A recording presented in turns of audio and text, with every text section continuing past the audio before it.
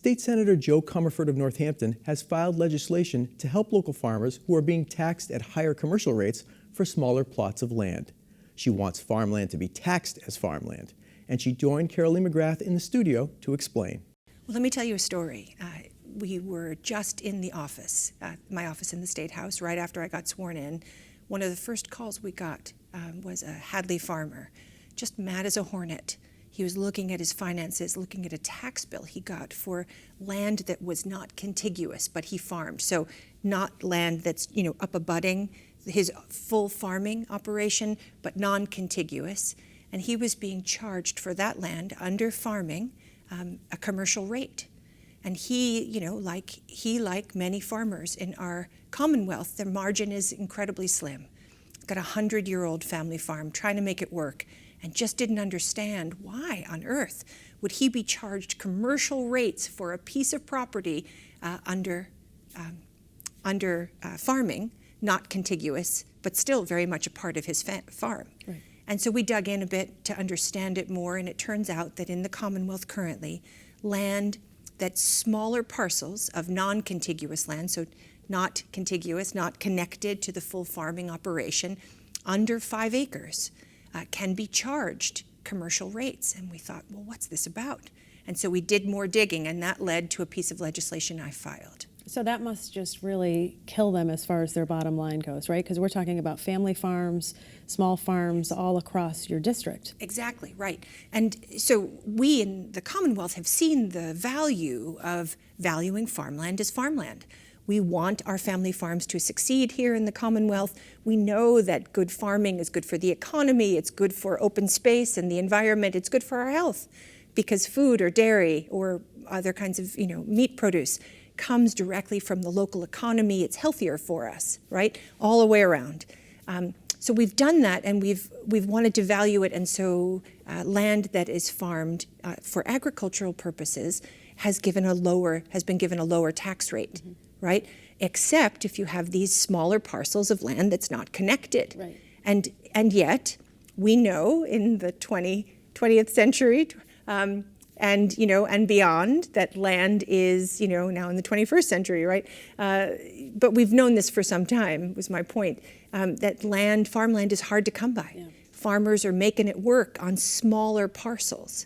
And therefore, they're not farming like we used to farm in the Commonwealth. So therefore, this restriction of fewer than 5 acres, non-contiguous, taxing that as commercial property, no longer works. So your bill would lower that tax rate. Obviously, that would make farmers certainly happy. Do you feel like you're going to have some support in the legislature? I think so. The Massachusetts Federation of Farm Bureau, right? 6,000 Massachusetts families, farmers. Wow. Here, the Northeast Organic Farming Association. Here, CISA, Community Involved in Sustaining Agriculture. They've all teamed up to spread the word about this. There's some organic organizing. A young woman named Denise Barstow, she's the 7th generation at Barstow Longview Farm in Hadley. They raise dairy cows. They're part of the Cabot Collective. She wrote an open letter and is generating farm families across the Commonwealth to sign on. So I think people understand that in the way that we farm currently, that this is a kind of arcane piece of policy that is overburdening farm families. And we could make this very small adjustment. We could say, and this is what the bill says, okay, so if you're going to farm and own farmland fewer than 5 acres, and if it's not contiguous to your farming enterprise, as long as it's connected to that farming enterprise, so for example, Barstow Family Farm, they grow hay and grain for their cows, as long as it's connected to that enterprise, as long as the land aggregates to 5 acres. So, it can be a parcel of 1 or 2 or 3 acres, but if you collect them all up, okay, they're 5 acres or more. And if they are either in the same municipality or not more than 10 miles away, you can get that land taxed as farmland.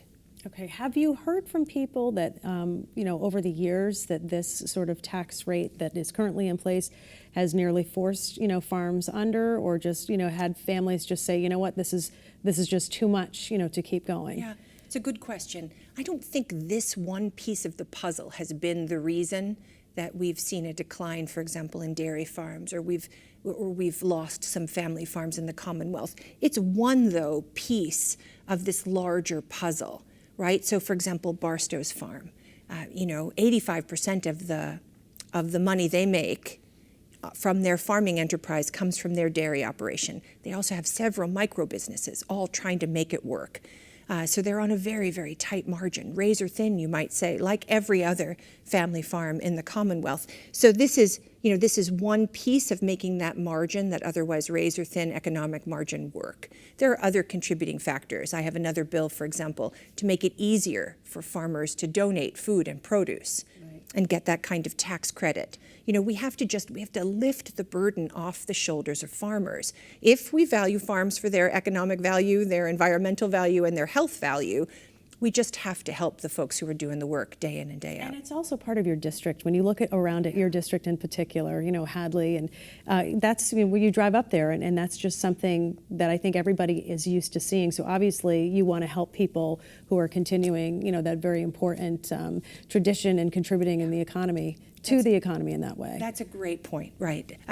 Part of my mandate in representing the Hampshire, Franklin, Worcester district, 24 cities and towns, I like to say they're the most beautiful 24 cities and towns in the Commonwealth. We have an abundance of farmers. It's one of the things that makes my district so unique, is the deep, deep-seated agricultural roots. So it became really clear to me really quickly when I took office, not only this sort of clarion call from the Hadley farmer, but really talking to other farmers, other leaders in the farm industry in Western Massachusetts, and community centers like CISA or NOFA that represent farmers or farm interests, that I had to be the strongest possible advocate for farmers, or I wouldn't be doing my job. Is it a hard sell for people who are not in a farming district, lawmakers, who are in more urban settings?